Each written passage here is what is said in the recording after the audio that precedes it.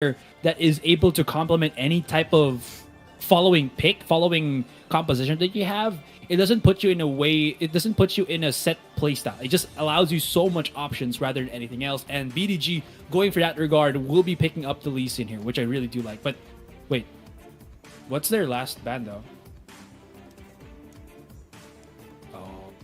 Okay, so they only got one ban for the side of BDG because of a penalty, but hey, with that said, BDG gotta work this around. So BDG first pick into the Lee Sin, whereas Team Sequence first pick into the Akali. Gonna be bringing this towards the top side, but of course Akali traditionally you bring it to the mid lane, but it is Sequence. Team Sequence who will be picking up that Braum. So, you know, Team Sequence just taking the advantage the fact that, hey, BDG got that penalty, and that goes into the macro play, right? So it's not just the macro of the game itself, but it's also how you play it around with the tournament. And that's something that I think Team Sequence identified and just, you know, whack it right in the face for BDG. BDG are getting a lot of prime picks here, Jays. As you can see, Orianna and in really primo picks on their respective roles, on their respective lanes. It's going to allow BDG a lot of threat. But on the other end, Sequence goes in for the double whammy, the Corki Braum Vi. This is such a brutal lineup to go up against, but BDG swing back, and it's the first time we're going to be witnessing a Darius, and the first time that we're also going to be witnessing a Nami. Yeah, and it's just like what I said in game number 1, right, of Team Alliance versus Team Impunity. The Akali can be easily swapped over into a Darius, but now, based on what I'm looking at from the side of Team Sequence, Akali can be flexed to the mid lane, finding Orianna. But, well, it's technically a range matchup, so Akali may be a bit up. Even in 2 versus 1, he's susceptibly tanky, has really good sustain, and a Vi and an Akali might not be enough to. So an Akali and a Aurelion Sol might be able to, and it opens up again Jim here to be able to gank elsewhere, or you know, they just 3-man gank out of nowhere and catch off Darius and start breaking him down. Luckily, Raven. So Vi has to focus on the Dragon Lane, right? Because Ezreal and Nami, yes, there's a phase shift, there's a Nami disengage, but all eyes has to be on Braum. Has to land that Frostbite, has to land the concussive blows. With the help of that Corki, that could potentially lock down any single one of the side of BDG. But with that said though, ladies and gentlemen, hopping into game number 1 with BDG spawning on the blue side, Sequence in the red. It is going to be I would say Vi as a jungle is kind of on par on match for that Lee Sin. But as that Vi, Sequence. Okay, gonna be invading very quickly. We'll be able to scout the fact that Hylim will be starting at the red side. But yeah, at the very least, you know, if you don't have that ward, Team Sequence just body checked. Just basically checked in, just be there in the presence of the side of BDG. So that's information given over to Team Sequence, and we shall see how Team Sequence will be able to use that information. Information for Team Sequence, not only that, they were baiting the threat of if you get hit by the stun of the Braum, that's gonna be a net kill. I mean, it's both an AD Vi and Corki. There's a lot of damage to say at the least. Highland, though, is gonna get spotted out by the ward, like you said. And Corki, Phosphorus Bomb, just to kind of even things out. And honestly, this should be an even match for this bottom lane. There's going to be a good amount of damage for Sequence. There's going to be an incredible amount of sustain for BDG. Yeah. And we'll see who loses their gas a little bit earlier here. But I think it should be... I was going to say it should be Sequence, but when you hit those shots like that, Fizzy Fish, Sequence should be looking pretty good right now. Yeah, the fact that Fizzy Fish...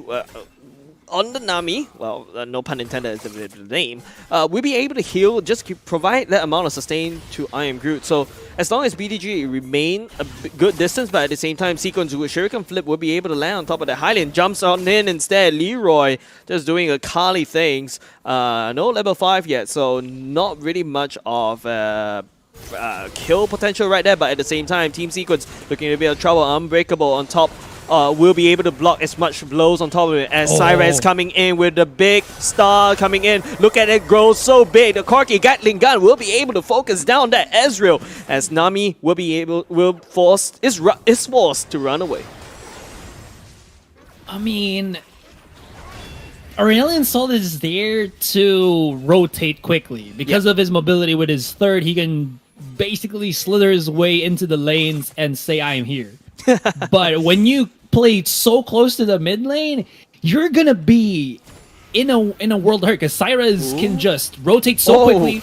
That's not going to be Guvel to understand that. They're going to be able to respond to that. But speaking of response, this is what I'm talking about. The setup for Hylam and his teammate is just going to be too real. Although giving the Akali the red buff might be a bit too bad of a situation there, as Leroy just wants to pick up the double kill already. Gets the slain. He gets for the 1-for-1 trade, eliminates any possibility of getting the Wee Woo, which is the blue and red buff. But the action is not done just yet, man. One more auto attack should get the stun onto I Am Groot, and damage be done immediately by Sequence as they just show, well, basically a show of force for both top lane and bottom lane. Yeah, Team Sequence very greedy. That Akali hits level 5 at a clutch moment, decides to jump on top of it. And then I was like, maybe this is a time for, you know, that Akali to go back, right? But no, Akali decides to flash in. Our second R going in as well. We'll be able to pick up the kill, but unfortunately, we'll take that turret shot as well. So a bit of a greedy play. Seems like the Akali will be going for the Gunblade instead of the Lianji's Torment, but you gotta admit, that is a Darius that's going to go into a Triforce. That's going to be more of a damage Darius instead as compared to a Black Cleaver Darius. I do like it, because the thing about... I think the good thing about Black Cleaver, or sorry, Trinity Force versus the Black Cleaver is you get that extra bit of damage as well. So after your Decimate or after your first ability, the Spin, you're able to hit another attack that is amplified. So compared to the Black Cleaver that allows you to chase and mitigate mitigate your opponent's armor, I do like how the Triforce gives you a bit more dueling capability. Either way, it could have gone well, but also, what does go well with the Black Cleaver, or sorry, with the Trinity Force, is extend or better attack speed, which gives you more stacks in turn, which is pretty nice. Anyways, here's the fight. Yeah, as Leroy will be jumping on top of Fizzy Fish just a little bit as Team Sequence secures the first Drake. It is an Infernal Drake as BDG works on that turret to kind of equalize, to get that first turret lead, first turret gold lead for the time being. But hey, you gotta admit, it's a bit of mind games happening at the top side, right? Remember what we talked about, like Leroy WR as an Akali, but hold on a second, the package will be used as a big Star Surge coming in to kind of scare away BDG. I Am Groot just watching from afar as he can basically practically do nothing as his turret goes down, unfortunately. Look at that safety net, Yeah, which man. is the circle of... the light circle there of... Star Surge. Star Surge, Yeah. yeah. Of Aurelion Sol. It just makes BDG too honest. They don't want to go inside that. It's just too difficult. In any case, it's fairly even. 2,000 of a gold lead, not really the biggest of leads, but now it is up to that point where first item completion should be done, so we might need to check that scoreboard real quick. ADCs should have their items up by now. There is the Manamune already for the Ezreal, but that will get outweighed by the Trinity Force. This is why Ezreal up against a Corki doesn't really match as well, because you want to get the Manamune first so that you can keep stacking the mana. But you want to get the Trinity Force as quickly as possible so that you don't fall in terms of the damage. But as of the moment, Corki should have a power spike as of now, and Rift Herald is where Sequence wants to go to capitalize on that power spike in terms of the item. Yeah, Lee Sin is not in the area. I Am Groot landing on top of the phase shift. The Mystic Shot as well. Cyrus coming in over for the support. It is the red team that's managed to secure the Rift Herald. No form of response coming out from BDG unless that Lee Sin is just gonna forfeit that Rift Herald instead. Sequence planting that Rift Herald in the mid lane. Lee Sin being at the bottom side, unable to do anything because that Leroy, is under the turret in the safety as BDG is gonna forfeit this mid lane turret once again as Guvel forced to watch that turret fall, the same thing as Ezreal did. They're charging in. They're just not leaving any stone unturned. They're just charging right out and want to get as much advantage as possible. Tidal Wave will be used, but it gets stopped by the big wall of Braum. And look at this on the other side of the map. They're being chased down. The flash right in. Jim really wants to net this kill, but that turret will be a safety net for BDG. No more harm will be done by Sequence, although map control, turret control has dropped into the hands of the red side team. Yeah, Team Sequence, there's no way that BDG can actually do anything at all because, you know, there's the fear, there's that constant threat that Jim is in the vicinity. There's always a constant threat that, you know, Cyrus come in with the big Star Surge that could stun up every single one. BDG kept super honest, and I would say that the Ezreal has to farm and use skills as much as possible to stack up that Mana Mune because, you know, Mana Mune needs time to scale, and Corki already having that Triforce going in the BF sword as well. That Corki is gonna do a lot of damage, but then again, you gotta admit that Darius coming in with the Triforce as well. R2 coming, R1 coming on Tails, Leroy and chasing down. The Apprehend comes in. Glacier Fisher for used to kind of actually disengage, but unfortunately Team Sequence, their damage. Oh, Unbreakable absorbing Ezreal's ultimate as well. That's something that BDG cannot afford. They fought long and hard, but Sequence just survived, and special delivery for fake AD. He's just able to respond quickly and well enough. BDG is starting to lose control of their jungle. They have to fight for this dragon, but there's just no chance for them as both of their duelists or both of their frontliners are starting to just respawn. In any case, that dragon should be easy pickings for Sequence. They got themselves the Infernal, they got themselves the Mountain, and pretty soon there's going to be the Avatar for Sequence. They just got to collect all 4 elements. Yeah, you were actually mentioning about it, Jerk, right? Everything, something about the Fire Dragon Strikes or something. I was like watching the stream yesterday, I was like laughing out loud at it. But you gotta admit, the fact that Sequence is just taking over the jungle, and look at that. 3 wards at that point. The bottom side is currently very well lit for the side of Sequence. BDG, they're fighting in the dark. They're like, you know, 3 blind mice actually spreading their arms,